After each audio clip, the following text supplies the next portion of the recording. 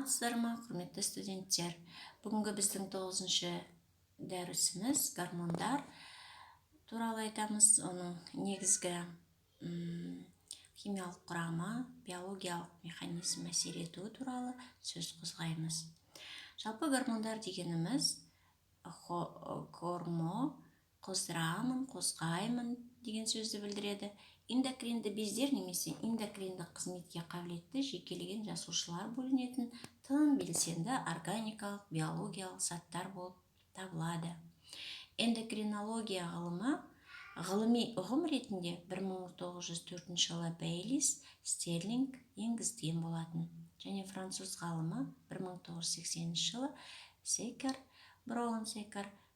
осы үлкен ұғым ретінде белгіледі. Гормондар ағзаның дамуы мен заттар алмасуының реттелуіне қатысатын және қан немесе лимфаға бөлінетін безді клеткаларда түзілетін заттарды айтады. Оларға тән қасиеттер әсер етудің дистанттылығы, биологиялық әсердің қатал талғамдылығы, жоғары биологиялық белсенділік. Эндокринология олар бездер қызметі және олардың сөлдерінің бөлінуінің қалыпты жағдайдан ауытқуларын айтады. Химиялық құрамына сәйкес гормондарды 3 топқа бөлуге болады. Амин қышқылдарының туындылары, мысалы адреналин, норадреналин, дофамин, тироксин, тирозин, гистамин, гистидин, серотонин, триптофанның туындылары болып саналады. Табиғи ақуыздық пептидті гормондар. Инсулин 51 амин қышқылынан тұратын А және Б полипептиді. Эндорфиндер және энкефалиндер нейропептидтер тағы сол сияқты табиғи ақуыздық пептидті гормондарға жататын. Және үшінші стероидтық гормондар. Бұлар холестериннен синтезделеді.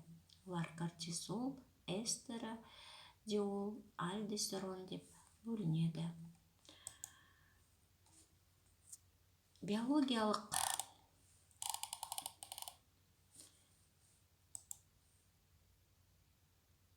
қызметіне сәйкес гормондар көмірсу, май, ақуыздарының алмасуын реттеуге қатысатын болып бөлінеді. Онда инсулин, глюкагон, адреналин, кортизол, тироксин, тағы да басқалары. Тұз және су алмасуына қатысатын гормондар альдостерон, вазопрессин. Кальций және фосфат алмасуына қатысатын парагормон, кальцитонин. Көбею, бөліну сияқты репродуктивтік қызметке қатысатын гормондар эстрадиол, прогестерон, тестостерон. 5-ші эндокриндік бездерге гормондардың синтезіне және секрециясын реттеуші гормондарға топтық гормондар гипоталамус, либериндері мен стеатиндері. Гормондардың синтез жүретін жерлердегі метаболизмді реттеуге қатысатын гормондар простагландиндер, гистамин, соматомедин, секретин, гастрин, тағы да басқалары жатады. Осы гормондардың әсер ету механизмі қалай жүреді? Жалпы қанға қосылған гормондардың әсері іс жүзінде зат алмасуда барлық жағына бірдей таралады. Гормон әсерін іске асыратын нысана жасушасын білуі тиіс. Гормондар танитын жасуша компонентті рецептор деп аталады. Рецептор гормондарды байланыстыратын ақуыз болады.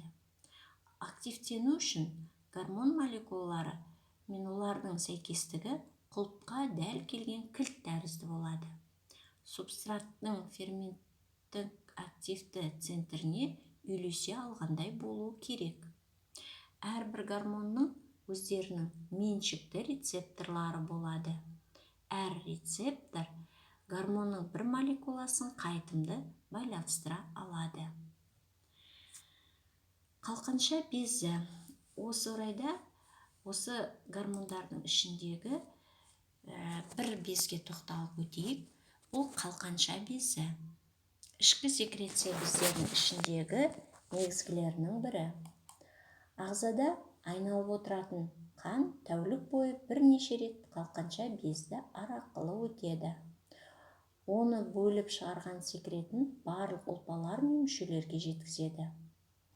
Қалқанша без ағзада сумен және қоректік затпен бірге иодидті өзіне шексіз сіңіреді. Қалқанша бездің белсенді гормоны тироксин және трииодтиронин. Тирозин амин қышқылынан түзіледі. Қалқанша безінің жұмысы бұзылған кезде гормондардың бөлінуі бәсеңдейді. Гипофункция. Болмаса артығымен бөлінеді. Гиперфункция. Гипофункция кезінде адамдарда енжарлық, селқостық пайда болады, ұйқы басады, ойлау қабілеті төмендейді. Жалпы осы гормондардың ішіндегі биологиялық қызметінің осына сәйкес көптеген өзгерістер болған жағдайда әр науқаста түрлі аурулар пайда болуы мүмкін. Осы айтылып өтірген жоғарыда айтылған біраз бездердің бөліп шығатын гормондар туралы келесі практикалық сабақтарда біз қарастыратын боламыз. Оларға бөлек қандай аурулар болады екен, қандай аурулар науқаста көрінетін туралы айтып өтетін боламыз. Назарларыңызға рахмет.